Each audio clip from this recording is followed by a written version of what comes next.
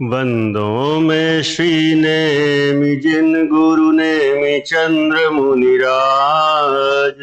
लब्धि सार जिन सुत नमन मन वचन से आज। मोक्ष मार्ग में सम्यक दर्शन को पहला सोपान कहा। पर से भिन्न न जातम दर्शन को सुख का स्थान कहा। निज दर्शन होते ही कर्मों में हलचल मच जाती है। दर्श मोह का उपशम क्षय उपशम वा क्षय कहलाती है। जिससे औपशमिक क्षयोपशम व शायिक नाम मिलते हैं। औपशमिक के प्रथम द्वितीय भेद जिनागम में चलते। प्रथमोपशम के पूर्व नियम से पंचलब्धियां होती है। विशुद्धि देशना प्रायोग्य करण ये होती है। प्रथम चार सामान्य कही है। भव्य अभव सभी पाते। करण लब्धि पाते ही भविजन 100% सम्यक पाते। अतः अपूर्व निवृत्ति ये तीन करण ही कारण है। इनके अलावा शेष प्रवृत्ति सबकी सब साधारण है। अतः इन्हीं का कथन अब करने का है भाव। ध्यान पूर्वक श्रवण करो धरो चित्त में चाव। आचार्य नेमि चंद्र सिद्धांत चक्रवर्ती विरचित लब्धि सारजी ग्रंथ के आधार से पंचलब्धि और उसका विशेष विषय तीन करण का विषय अपना चल रहा है। ऐसे तीन करण को समझने के पूर्व में जो अन्य चार लब्धियां होती हैं उनकी भी चर्चा हम कर चुके हैं। प्रथम लब्धि है क्षयोपशम लब्धि, दूसरी है विशुद्धि लब्धि, तीसरी है देशना लब्धि, चौथी है प्रायोग लब्धि। इनकी हमने चर्चा कर ली। बस 2 या 3 मिनट में बस इनको देखते हुए अपन सीधे करण लब्धि की चर्चा अपन प्रारंभ करेंगे। क्षयोपशम लब्धि में हमने देखा किस जीव के जिस समय भी अप्रशस्त प्रकृतियों का अनुभाग अनंत गुणा हीन होकर उदय में आने लग जाए, उस समय जो योग्यता प्रकट हुई उसे क्षयोपशम लब्धि कहते हैं। ये बार बार अपन रोज ही दोहराते हैं जिससे रिवीजन होता रहे तो एकदम विषय पक्का हो जाए, है ना। कल से एग्जाम भी होगी, इसकी कल भी हो सकती, परसों भी आपको टाइम टेबल मिला होगा, है ना। कल ही है, देख लेना जब भी हो। तैयारी तो अपनी आज से ही रहे। अब परीक्षा चाहे कल रात को हो चाहे परसों सुबह हो। क्षयोपशम लब्धि की चर्चा अपन ने देख ली। विशुद्धि लब्धि, क्षयोपशम लब्धि का होना और विशुद्धि लब्धि का प्रकट होना, समझ लो इसका होना क्षयोपशम लब्धि होते ही साथ में विशुद्धि लब्धि प्रकट हो जाती है। क्षयोपशम लब्धि में तो 8 कर्मों की अप्रशस्त प्रकृतियों का अनुभागहीन होता है। विशुद्धि लब्धि में मोहिनी की मुख्यतावश है, जहां मोह की मंदता कषाय की मंदता होती है तो धर्मानुराग रूप परिणाम धर्म को सुनने समझने का भाव उत्पन्न होता है।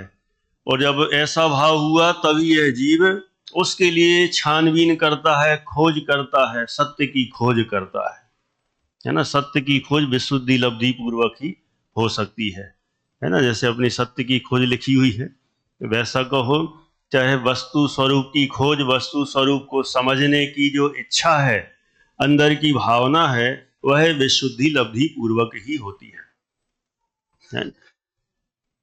विशुद्धि लब्धि हो जाने के बाद वह तत्व ग्रहण करने को उत्सुक होता है, सुनने समझने को उत्सुक होता है। कहीं ना कहीं से कोई जानकारी मिल जाए, कोई हमें बता दे, कोई हमारा भला कर दे, हमें समझा दे, कुछ सिखा दे, हमें सही मार्ग बता दे। ऐसा भाव होता है ना। जैसे अपन लौकिक व्यवहार में अपन उदाहरण लें तो जब फाइनल ईयर के अंत में आते हैं, जब माला मुरझाने लग जाती है ना, आखिरी के 6 महीने बचते हैं, तब होता कि नहीं ऐसा विकल्प कि क्या करें, अब क्या करना है, हमारे स्वर्गों जैसे भोग भूमि जैसे सुख तो अब समाप्त हो रहे हैं और अब तो अब मैदान में उतरना है। अब क्या करें, क्या करना है, ये कोर्स करें कि वो कोर्स करें, बिजनेस करें कि जॉब के लिए प्रयास करें, टीचर बने कि लेक्चरर बने, सिंपल बीएड करें कि एमए करके नेट की तैयारी करके पीएचडी करके यूनिवर्सिटी लेवल पर जाएं। कोई सोचता है हम तो ये सब इस फील्ड में नहीं जाएंगे, हम तो न्यूज़ विभाग में जाएंगे, कोई हम टीवी पर न्यूज़ देंगे, कोई अलग अलग, अरे इसमें सब कॉमन है, अपन थोड़ा नया करेंगे, हम आईपीएस आईएएस इसकी तैयारी करेंगे। कितने सारे विकल्प होते हैं, कोई तो बताए, कोई तो समझाए, कहीं तो रास्ता मिले। इस तरह की खुद को आगे बढ़ने की जो इच्छा जैसे यहाँ होती है, ऐसे ही यहाँ पर भी विशुद्धि लब्धि के बाद होती है कि मेरा कल्याण किसमें है, मेरा भला कैसे होगा। जब इस तरह की इच्छा उत्पन्न हुई फिर आगे बढ़ता है। फिर जो उस फील्ड में आगे बढ़ चुके हैं उनको खोजता है, जिन्होंने उस सत्य को पा लिया है, वस्तु स्वरूप को समझ लिया है, ऐसे व्यक्ति की तलाश करता है। ऐसे व्यक्ति ज्ञानी ही हो सकते हैं और उनकी खोज करने के बाद उनसे कुछ पूछता है, समझता है, और जब पूछता है समझता है वे समझाते हैं, जो उपदेश देते हैं वह उपदेश कहलाता है देशना। और उस देशना में जीव के कल्याण की ही बात आती है। अब वो शब्दों में बदल बदल के कह दो, है तो आत्म कल्याण की बात।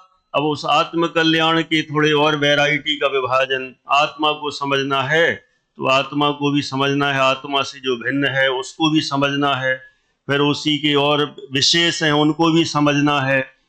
तो ऐसे में वो 7 तत्व, 6 द्रव्य, 9 पदार्थ, इन सबका पूरा वर्णन आ जाता है। ये देशना में सुन लिया, सुनने के बाद उसका बारंबार विचार करे, चिंतन करे। 4 बिंदुओं से अपन ने देखा था, श्रवण, ग्रहण और धारणा और निर्धारण, इन एंगल से चले। तब जब वह निरंतर चिंतन मनन में लग गया, उस समय समझना उसको देशना लब्धि की प्राप्ति हो गई। और देशना लब्धि की प्राप्ति हो जाने के बाद जब वह बार बार चिंतन धारा को और लगातार बढ़ाता है तो उसके बल पर प्रायोग लब्धि प्रकट होती है। और प्रायोग लब्धि जब प्रकट होती है तो उसका फल 2 रूपों में बताया, एक तो कर्मों की स्थिति का घटना और दूसरा अनुभाग का घटना। अनुभाग का घटना माने पाप प्रकृतियों के अनुभाग का घटना और पुण्य अनुभाग का बढ़ना, ये सारा काम होता है। तो स्थिति घटकर कितनी हो जाती है, अंतः कोड़ा कोड़ी सागर हो जाती है, स्थिति घटी। और अनुभाग पाप का घटकर 2 स्थानीय हो जाता है और पुण्य का बढ़कर चतुस्थानीय हो जाता है। कल तो हमने जाने लिया था, घाती कर्म की प्रकृतियों में 4 वैरायटी का अनुभाग बताया था, शैल, अस्थि, दारू और लता। ये उदाहरण मात्र हैं, इससे हमें इतना समझना है जैसे शैल पत्थर एकदम मजबूत होता है, ऐसे ही घाती कर्मों का जो फल है बहुत ही भयानक होता है। जैसे पत्थर की चोट हमें बहुत ज्यादा लगती है, ऐसे ही घाती कर्म का जब उदय आता है तो उससे बहुत भयानक चोट लगती है। चोट लगती माने बहुत तकलीफ होती है, दुख होता है। तो शैल फिर उससे सेकंड पार्ट है उसका थोड़ा उससे कमजोर, पत्थर की अपेक्षा कमजोर है, वो थोड़ा समझ लो उससे कम पाप का उदय। फिर उससे दारू, उससे थोड़ा और कम, और सबसे अंतिम है लता। लेकिन ये है सब पाप रूप ही।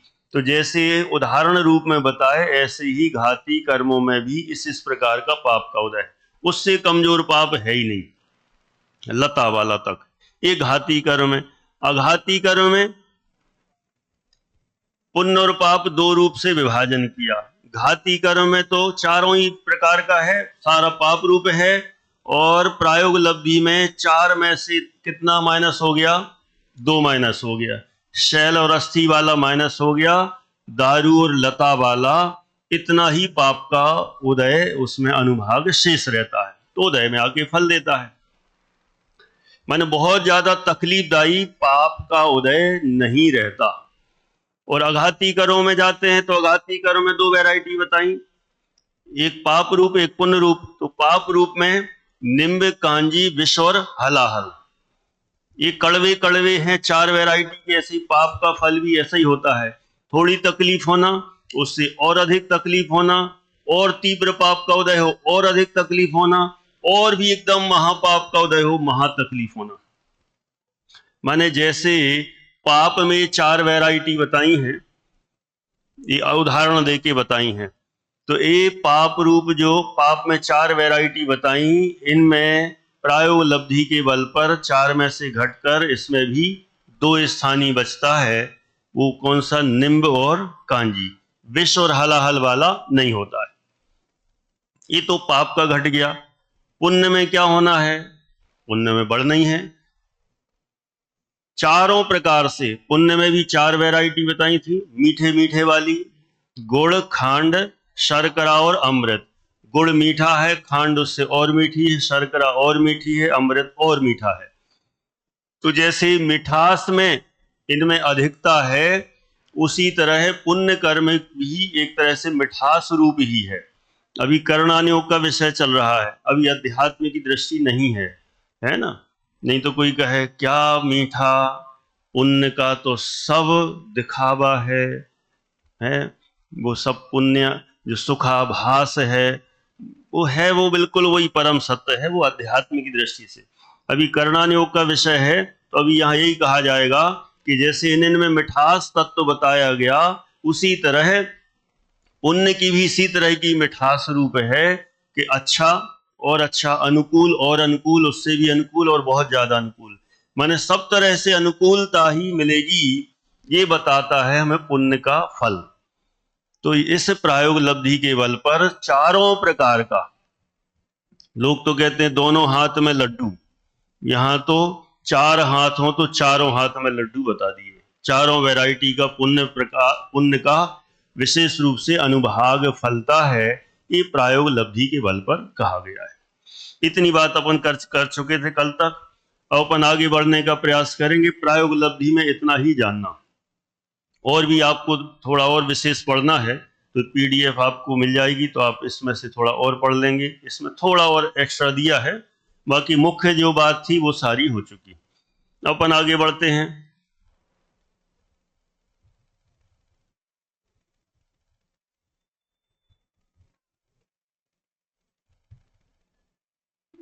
करण लब्धि पर आते हैं सीधा। करण लब्धि,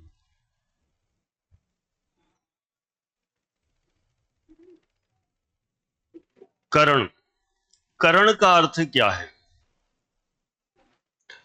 अभी पहले दिन ही जब चर्चा हुई, कहीं भोजनालय में कोई ऐसी चर्चा कर रहा था, आप लोगों में से, शास्त्रियों में से नहीं, कोई और अदर व्यक्ति, कि आप ये जो 3 करण ले रहे हैं कक्षा में, तो 3 क्यों ले रहे, 7 का क्या होगा? 3 ही लेंगे क्या इस शिविर में? बाकी बचे जो 7 उनका क्या होगा? मैंने कौन से 7? हाँ वो समझ रहे थे कि वो जो 10 करण होते ना, मतलब आप उन 10 करण में से 3 करण लेने वाले हैं। कौन सी पता है ना? कर्मों की जो 10 अवस्थाएं हैं उनको करण भी बोल देते हैं। तो 10 प्रकार की अवस्थाएं, बंध, सत्ता, उदय, उदीर्ण आदि है। तो 3 लेंगे, मैंने कि वो 10 चीजें अलग हैं और यहाँ 3 करण की व्यवस्था अलग है, तो उनको अलग ही समझना। वहां करण का प्रयोग अलग अर्थ में होता है, यहाँ पर अपन अलग अर्थ में यहाँ पर जानने का प्रयास करेंगे। तो करण का क्या मतलब है, क्या अर्थ है, वह देखते हैं। फिर करण के यहाँ पर 3 प्रकार हैं और उन तीनों प्रकारों को हमें समझना है, थोड़ा सा संक्षेप में और एकदम फास्ट बढ़ने का प्रयास करेंगे। उपयोग को बहुत सूक्ष्म करना, आज और कल 2 ही दिन है शेष, इसलिए अब विस्तार बहुत नहीं, लेकिन विषय पूरा हो जाए जितना बने प्रयास करते हैं। देखिए, करण के कई अर्थ हैं। सबसे पहले तो देखें, पहला पॉइंट, संस्कृत व्याकरण के नियमानुसार, आपने कौमुदी वगैरह तो पढ़ी है सबने थोड़ी थोड़ी, है ना। क्री धातु, करण में धातु है क्री, और उस क्री धातु में ल्युट प्रत्यय लगता है।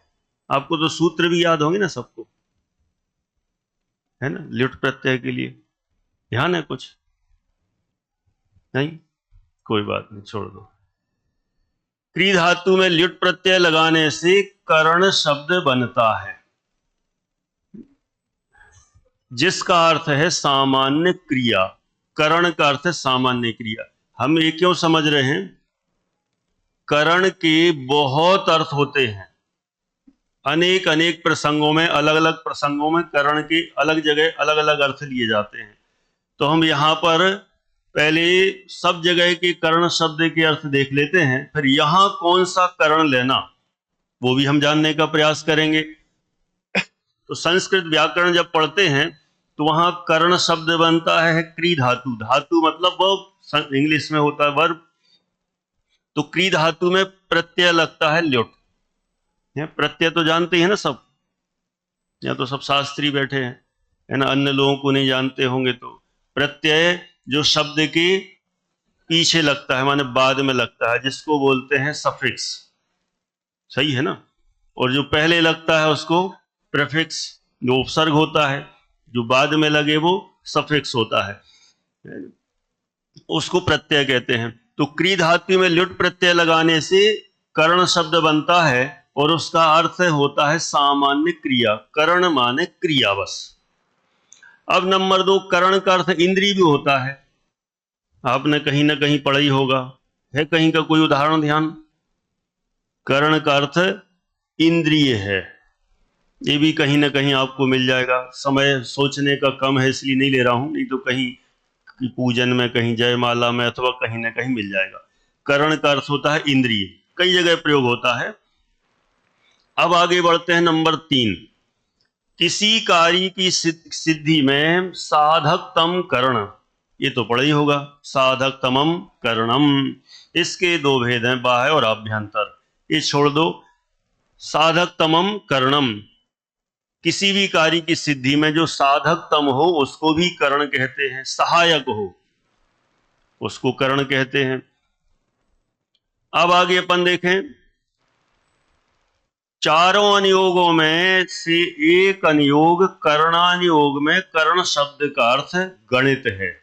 अपन ने 4 अनुयोग है ना, प्रथम अनुयोग, चरणानुयोग, द्रव्यानुयोग, कर्णानुयोग। तो कर्णानुयोग है ना, कर्णानुयोग, उसमें जो कर्ण अनुयोग, तो वहां जो कर्ण शब्द है वहां कर्ण का अर्थ है गणित, मैथ्स, गणित है उसका अर्थ। माने जहां कैलकुलेशन की जाए, कैलकुलेशन की मुख्यता हो, उसको कहते हैं कर्णानुयोग। ठीक है, अब 4 हो गए पॉइंट, अब 5वें पर बढ़ते हैं आगे।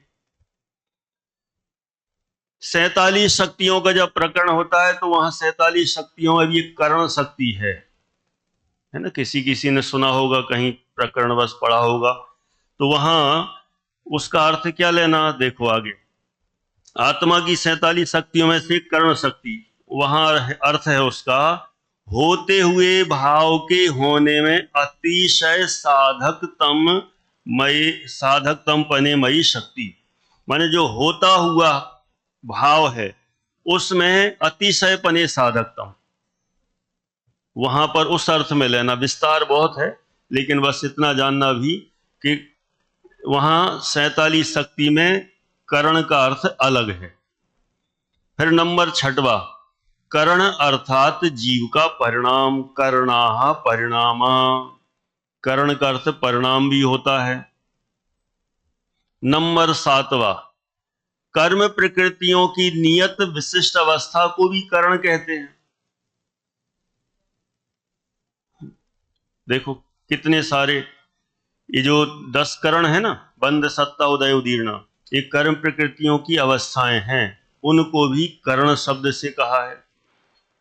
और 8वां पॉइंट, जिस परिणाम विशेष के द्वारा दर्शन मोह का उपसमादि रूप विवक्षित भाव उत्पन्न किया जाता है वह विशेष परिणाम कर्ण कहा जाता है। और यहां पर कौन सा लेना, कर्ण लब्धि।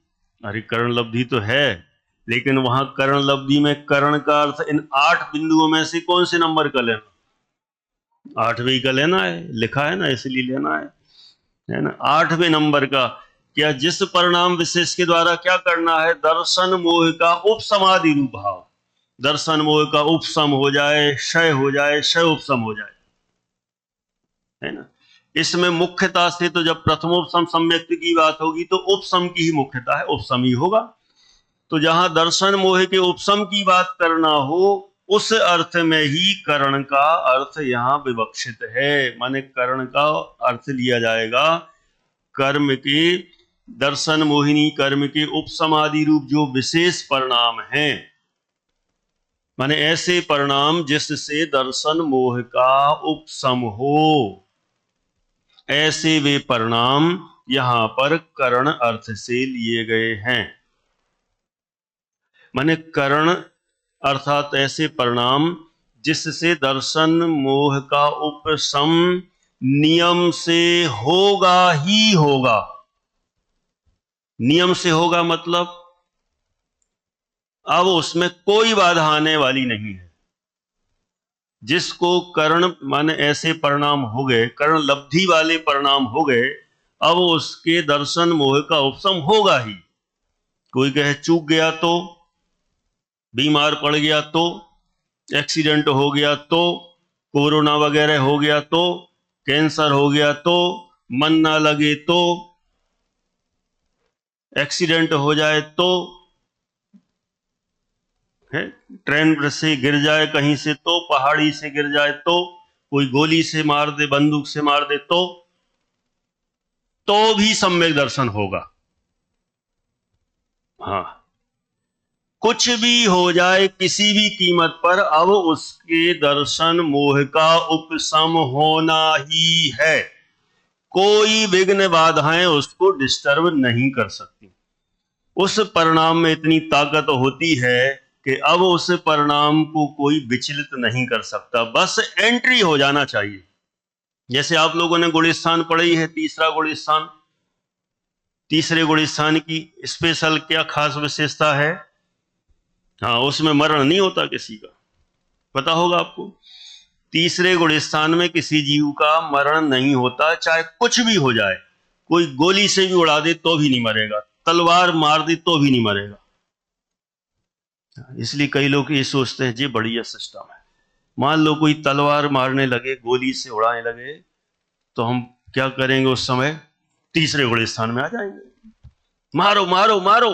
मान लो चौथे में है अपन और कोई एकदम हार जाओ, ऐसी बंदूक लेके खड़ा हो जाए, उड़ा दूंगा अभी, उड़ा उड़ाना उड़ाना, तो उड़ाने को तैयार, हाँ हाँ कर, बस तू सावधान, बस घुमा वो आवाज आ जाए एकदम, और बस बटन दबाओगे और सम्यक मिथ्यात्व का उदय हाजिर हो। और हाजिर हुआ तीसरे गुण स्थान में, कोई असर नहीं होना। ऐसा होता नहीं है, नहीं तो कोई सोचे कि अच्छा ये सुविधा है क्या। हाँ, नहीं तो ऐसी सुविधा का लाभ उठाने लग जाए है? लेकिन हाँ, इतना पक्का है कि तीसरे गुण स्थान में किसी जीव का मरण नहीं होता, कुछ भी हो जाए। तो जैसे वहां तीसरे गुण स्थान में ऐसी विशेषता है, ऐसे यहां करण लब्धि के परिणाम में भी ऐसी विशेषता है कि कोई उस समय कोई भी परिस्थिति बन जाए, लेकिन वह जीव दर्शन मोह का उपशम करेगा ही करेगा। इतनी ताकत होती है उस करण लब्धि के परिणाम में, और ऐसे परिणाम को ही करण लब्धि यहां पर कहा गया है। अब आगे बढ़ते हैं। ऐसे इस करण के 3 भेद कहे गए हैं, 3 भेद। अब तीनों भेदों के अपन नाम जानते हैं। पहला अधाकरण, पहला भेद है अधाकरण, अथवा उसका पूरा नाम तो है अधाह प्रवृत्त करण। शॉर्ट नाम तो है अधाकरण और फुल उसका पूरा नाम है अधाह प्रवृत्त। प्रवृत्त भी उसमें ऐड करना है तो पूरा नाम बन जाएगा अधाह प्रवृत्त करण। दूसरा है अपूर्व करण और तीसरा है अनिवृत्ति करण। अब तीनों को अपन यहां अच्छे से समझने का प्रयास करते हैं। पहले इनकी परिभाषा देख लेते हैं, तीनों करण की परिभाषा। पहले नंबर बताते हैं, जहां उपरिम समयवर्ती जीवों के परिणाम निचले समयवर्ती जीवों से मिलते हैं। फिर से अच्छे से आराम से, अब यहां पर थोड़े से आराम से चलेंगे। फिर से, जहां उपरिम समयवर्ती जीवों के परिणाम निचले समयवर्ती जीवों से मिलते हैं, मैच करते हैं, ऐसे परिणाम जहां हो उसको कहते हैं आधाहकरण। अब इसको अपन थोड़ा सा उदाहरण से समझते हैं। ये क्या होता है? उपरिम समयवर्ती, निचले समयवर्ती, उपरिम निचले क्या है? देखो, इसमें ये देखो विशेष लिखा ना, सबसे नीचे सम्यक क्या लिखा? ये तीन करण नाना जीवों की अपेक्षा कहे गए हैं। कौन से नाना है? किसके नाना? नाना मतलब किसी के नाना नहीं। ये शास्त्रों में अच्छे अच्छे शब्द आते हैं ना, जब तीन लोग की चर्चा पढ़ते हैं तो वहां था राजू, वैसा लगता है किसी कौन से राजू की बात चल रही है? राजू मामा की बात चल रही है कि राजू चाचा की बात चल रही है? कौन से राजू, समझ में नहीं आता है।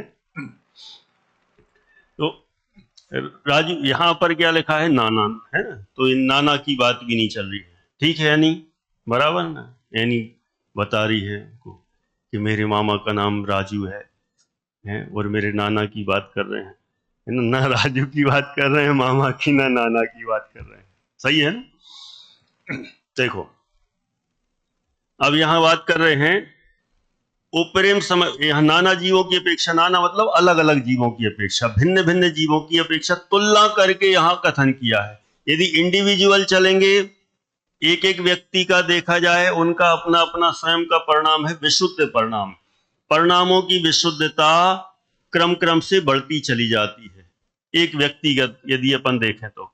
और यदि तुलना करेंगे, मान लो दो जीवों की तुलना करेंगे, तो वहां एक उपरिम समयवर्ती और एक निचले समयवर्ती। जैसे उदाहरण के लिए, कोई जीव चार लब्धि पार करते हुए, शयोपसम विशुद्धि देशना प्रायोग लब्धि को पार करते हुए, और बहुत कुछ काम कर लिया उसने, कर्मों की स्थिति घटा दी, अनुभाग घटा दिया, पाप का घटा दिया, पुण्य का बढ़ा लिया, इतना काम कर लिया। अब उसके परिणामों में विशुद्धि बढ़ती जा रही है। अब परिणामों में जो विशुद्धि बढ़ रही है, तो विशुद्धि एकदम, अब उसकी विशुद्धि में तेजी आ जाएगी, बहुत फास्ट। अब मान लो ठीक 4 बजे एक जीव ठीक 4 बजे 4 लब्धियों को पार करके करण लब्धि में एंट्री करता है, 4 बजे। और एक दूसरा जीव भी बराबर पीछे पड़ा हुआ था, वो भी 4 लब्धि क्रॉस करते हुए और फिर वहां पर आधा कर्ण में पहुंच रहा है। तो एक तो पहले पहुंच गया ऑलरेडी 4 बजे, अब एक अगला पहुंचा, वो 4:01 पर पहुंचा। ठीक है गौतम, 4:01 पर पहुंचा। तो एक तो पहले पहुंचा, वो कहलाएगा उपरिम समयवर्ती, माने जो पहले पहुंचा वो उपरिम। और जो बाद में पहुंचा 4:01 पर, वो कहलाएगा निचले समयवर्ती। निचले माने बाद वाला, पीछे वाला, और उपरिम वाला मतलब पहले वाला, आगे वाला, है ना? तो एक पहले पहुंच गया और एक 1 मिनट बाद पहुंचा।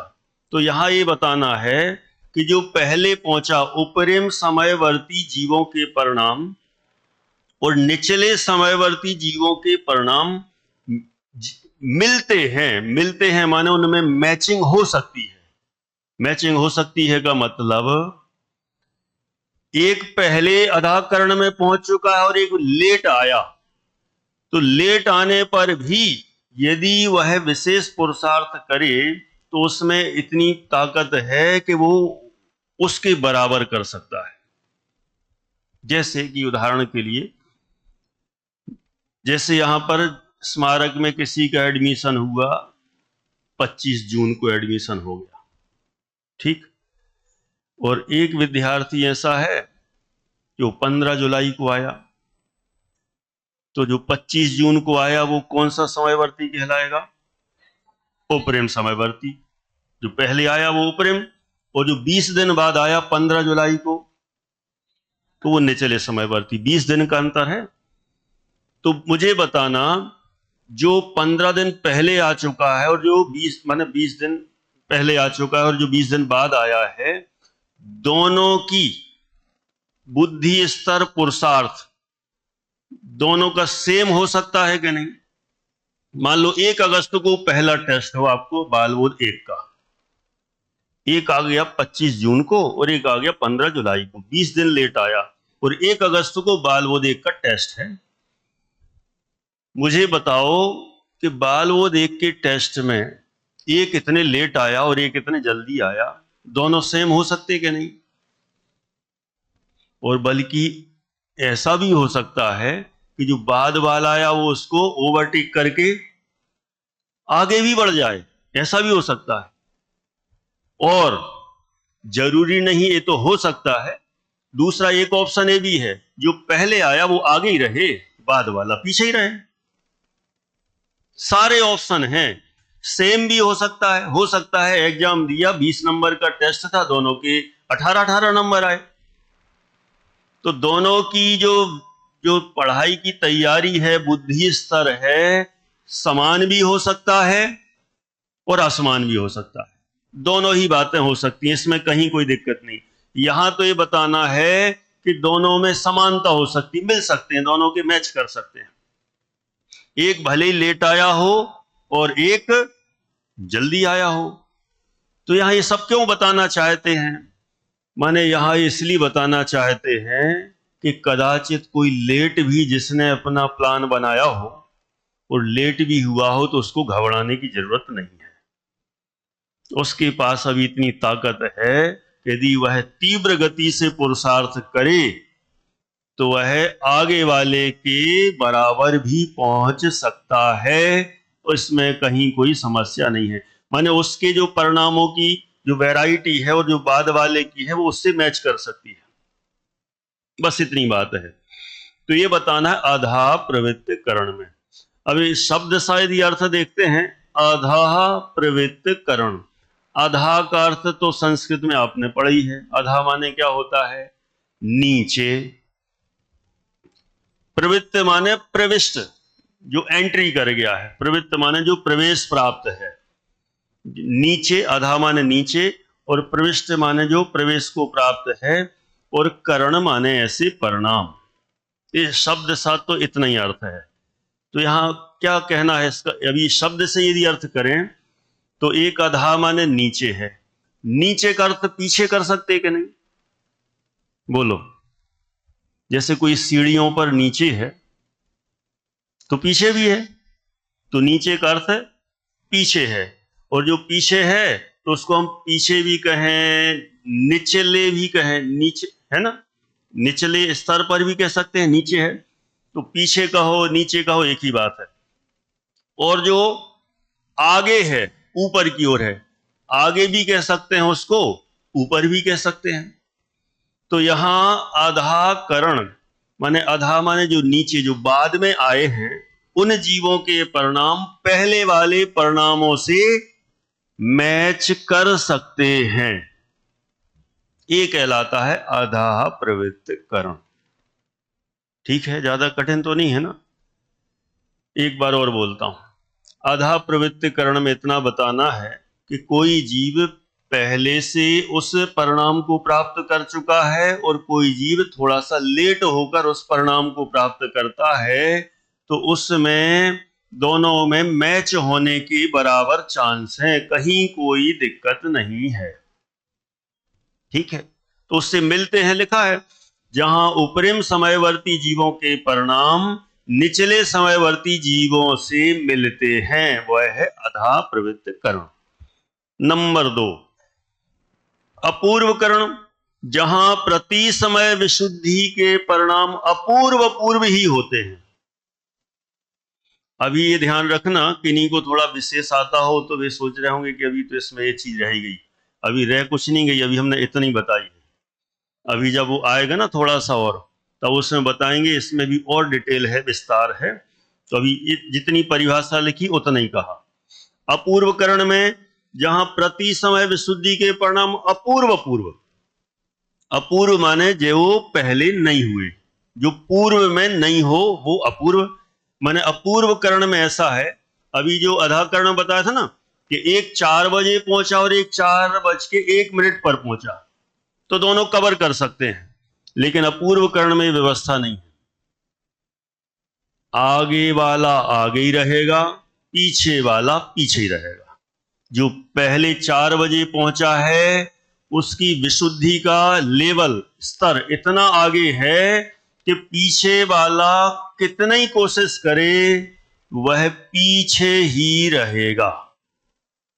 उन दोनों के परिणामों में मैचिंग का सिस्टम नहीं है ना। मान लो जैसे समझ लो 2 लोगों के पास बाइक है ना, और एक 2-5 मिनट पहले कहीं से यहां से निकल गया, गांधीनगर मोड़ तक जाना है, 1 मिनट पहले निकला और एक मिनट बाद निकला। दोनों के पास बाइक है, एकदम बढ़िया, अभी नई की नई निकाली है, कोई ऐसी नहीं कि एक की खराब हो और एक की वैसी हो, पुराने टाइप की हो, एक की अच्छी हो, न्यू लेटेस्ट मॉडल वाली, ऐसा बिल्कुल नहीं। तो एक आगे फास्ट गति से निकला है, दूसरा 1 मिनट बाद निकला है, तो वो उसको कवर कर ही नहीं पाएगा। आगे वाला आगे ही रहेगा, पीछे वाला पीछे ही रहेगा। इसके लिए तो हम एक और दूसरा उदाहरण सोचते हैं। जैसे कोई मान लो बस में एक आगे वाली सीट पर बैठा है और एक पीछे वाली सीट पर बैठा है, एक आगे वाली सीट पर एक पीछे वाली। तो मुझे बताओ, दोनों यदि बस में सफर करते हुए कहीं जा रहे हो, हिंदुस्तान चाहे पाकिस्तान चले जाए, उसी बस में सफर कर रहे हैं, तो पीछे की सीट वाला आगे वाले को कब कवर करेगा? पीछे वाला पीछे ही रहेगा हमेशा, आगे वाला आगे ही रहेगा, कभी कवर नहीं कर सकता। ये अपूर्व करण में ऐसा ही है, क्योंकि दोनों की स्पीड बिल्कुल सेम है, तो बस समय का अंतर आ गया, तो आगे वाले समय पर जो है तो आगे ही रहना है ना, जो पीछे आया वो पीछे ही रहना है, माने उसमें कभी भी सिस्टम नहीं बिगड़ेगा। जैसे उदाहरण के लिए अभी आपका लिया था ना एडमिशन संबंधी, अब इसमें इस तरह का सिस्टम, इस उदाहरण में क्या घटाना, यहां तो एक ही क्लास का घटाया था, अब 2 भिन्न भिन्न क्लास का घटाएंगे, है ना, अपवाद को छोड़कर। हाँ, नहीं तो कोई महान आत्मा है वो नया भी सिस्टम लागू कर देंगे। मैं बताता हूं कैसे। अपन जो मैं बता रहा हूं उसी उदाहरण तक सीमित रहना। कौन सा कि एक अभी इस साल 2024 में उपाध्याय कनिष्ठ में जिसने एडमिशन लिया, अगले साल वो किस में आ जाएगा? उपाध्याय वरिष्ठ में, 2025 में।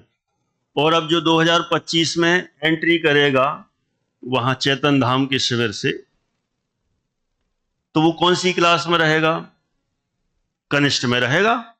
साल भर कितनी पढ़ाई करे, 95% लाए, पूरी साल भर मेहनत करके, तो एक साल में वो कहां आएगा? अगले उपाध्याय वरिष्ठ में। और जो वरिष्ठ में आ चुका है पहले ही, वो भले ही कुछ नहीं पढ़ता हो, एकदम गधा नंबर 1 का हो, 35% से पास हो, वो कौन सी क्लास में जाएगा? वो फर्स्ट ईयर में जाएगा। क्यों? उसने 95% लाया तो भी वरिष्ठ में ही आया, और ये कुछ नहीं पढ़ता तो भी कहां पहुंच गया? फर्स्ट ईयर में। दोनों की क्लास में तो जो अंतर है वो अंतर रहेगा, उन दोनों की क्लास में कोई भी चेंज नहीं हो सकता। भले ही ये कितनी मेहनत करने वाला हो, पढ़ने वाला हो, होशियार हो, लेकिन आगे वाला आगे रहेगा। विदाई समारोह है उस गधे का पहले होगा। गधे मतलब कह रहे हैं ऐसा, गधे मतलब जो कम पढ़ता है उसका पहले विदाई समारोह होगा। और ये कितने परफेक्ट हो, अच्छा प्रवचनकार बन जाए, खूब आइडियल स्टूडेंट अवार्ड मिल जाए और सब एंगल से खूब पुरस्कार मिल जाए, लेकिन मुझे बताओ विदाई समारोह है इसका तो बाद में ही होगा। कोई कहे नहीं मैं बहुत होशियार हूं, मेरा पहले करो, होगा। तुम बने रहो कहीं के होशियार, मेरिट होल्डर हो जाओ, लेकिन विदाई समारोह तुम्हारा बाद में ही होगा, क्योंकि क्लास ही अलग है ना। तो यहां अपूर्व करण में आगे वाला जो पहले पहुंचा है उसकी क्लास ही अलग है, उसकी क्लास से इसकी क्लास की कोई मैचिंग नहीं है। इसलिए अपूर्व करण में परिणाम अपूर्व अपूर्वी होते हैं, आगे वाला आगे रहता है, पीछे वाला पीछे ही रहता है। ऐसा है। दो हो गए। अब नंबर 3, अनिवृत्तीकरण, जहां त्रिकालवर्ती नाना जीवों के परिणामों में भेद नहीं होता। यहां अनिवृत्तीकरण, आ माने नहीं, निवृत्ति माने भेद और करण माने परिणाम। जहां पर त्रिकालवर्ती नाना जीवों के परिणामों में अंतर नहीं होता, सेम टू सेम, चाहे वह भरत क्षेत्र का जीव हो, चाहे ऐरावत क्षेत्र का हो, चाहे विदेश क्षेत्र का हो, जो जीव अनिवृत्तीकरण में पहुंचे हैं, अनिवृत्तीकरण में जो एक साथ पहुंचे हैं, उनके परिणाम सेम टू सेम ही होंगे। मान लो एक कोई सीमंदर स्वामी के समोसरण में भी बैठा हो और एक को कहीं जगह ही नहीं मिली हो, कहीं का कहीं पड़ा हो, लेकिन दोनों सेम टाइम पर अनिवृत्तीकरण में पहुंचे हैं, तो दोनों के परिणामों में समानता ही होगी। उनमें अनिवृत्ति माने, निवृत्ति माने भेद, आ माने नहीं, भेद नहीं होगा, सेम टू सेम ही रहेंगे। तो त्रिकालवर्ती, और हमने तो अभी क्षेत्र में कह दिया भिन्न भिन्न क्षेत्र वाले, और 3 कालवर्ती, माने 3 कालवर्ती चाहे भूत वर्तमान भविष्य कहीं का ले लो, माने जो जीव अनिवृत्तीकरण के उस अलग जो उसकी समय की जो विशुद्धि के माप हैं, मान लो उदाहरण के लिए, वैसे अनिवृत्तीकरण का तो काल अंतर मुहूर्त है, मान लो अपन ने 5 समय माना, तो जो तीसरा समय है, इस तीसरे समय पर जो जीव है, अब ये क्षेत्र की दृष्टि से देख लो चाहे काल की दृष्टि से देख लो, इस समय पर जहां जहां के जो जो जीव, जिस काल के जो जीव इस पॉइंट पर होंगे, सबके परिणाम इस पॉइंट पर सेम ही होंगे, नो चेंज, है ना। अब क्षेत्र की अपेक्षा देख लो, भारत ऐरावत विदेश क्षेत्र देख लो, कहीं का देख लो, अथवा काल का देखना हो तो काल में इन कालों का भी देख लो, चौथा काल, पांचवा काल, कहीं का काल, अथवा पहला दूसरा तीसरा कोई भी काल देख लो, किसी भी काल का जीव हो, अनिवृत्तीकरण के इस पॉइंट पर यदि आता है तो उसके परिणाम समान ही होंगे इस पॉइंट पर, ऐसा है। तो इस तरह से हमने आधाकरण, अपूर्वकरण और अनिवृत्तीकरण का अभी सामान्य स्वरूप देखा। ये हमें ध्यान रखना है कि ये भिन्न भिन्न व्यक्तियों की अपेक्षा से तुलनात्मक अध्ययन किया गया है।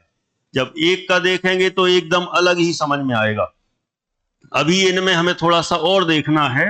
अभी तो एक सामान्य उदाहरणों से कहा, कल अपन और जब चर्चा करेंगे, कल एकदम फाइनली है, इन पर चर्चा करेंगे और फिर एक व्यक्तिगत के भी परिणामों पर चर्चा करेंगे और फिर अंततः तीनों करण के समापन पर सम्यक दर्शन हो जाता है, तो उसकी भी बात कर लेंगे। तो इतना तो क्लियर हो गया। अभी एक एक परिभाषा। अभी यहां कल अपन को क्या देखना है, आधाकरण में भी जो 2 वैरायटी के जीव लिए ना, तो एक इसमें भी हर एक में 2-2 पॉइंट हैं। 2-2 पॉइंट कैसे, आधाकरण में भिन्न समयवर्ती जीवों के परिणाम और एक समयवर्ती जीव के परिणाम, उनकी तुलना करेंगे। फिर अपूर्वकरण में भी भिन्न समयवर्ती जीवों के परिणाम और एक समयवर्ती जीवों के परिणाम, और अनिवृत्तीकरण में भी ऐसा ही है, भिन्न समयवर्ती जीवों के परिणाम और एक समयवर्ती जीवों के परिणाम। इनमें क्या सिस्टम बैठता है तो वो चर्चा अपन आगे करेंगे। तो ये तीनों करण परिणामों की चर्चा करेंगे, और फिर ये तो हुई नाना जीवों की अपेक्षा से, फिर एक जीव की अपेक्षा से किस तरह से स्वरूप बनता है उसकी भी चर्चा अपन करेंगे। अभी का अपना समय यहां पर ही पूरा होता है। इतनी बात करते हुए बोलो, प्रश्न है?